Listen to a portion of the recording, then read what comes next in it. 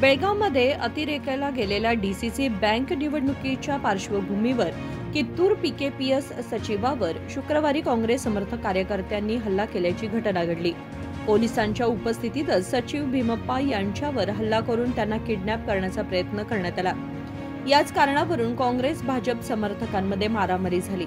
Police ठाण्यासमोरच कार्यकर्त्यांमध्ये धुमशान सुरू झाले। निवडणुका असतानाही अतिरिक्त पोलीस फोर्स न आणल्यानं पोलिसांच्या निष्काळजीपणाचा आरोप होत आहे। डीसीसी बँक संचालकांच्या निवडीसाठी पीकेपीएसच्या एका सदस्याला मतदानाचा अधिकार आहे। आज मतदानाचा अधिकार देऊन ठराव पास करण्यासाठी निवडणूक झाली होती। काँग्रेस समर्थक सदस्यांची संख्या कमी असल्यामुळे सचिवाला किडनॅप करून निवडणूक पुढे ढकलण्याचा काँग्रेस समर्थकांचा प्लॅन होता।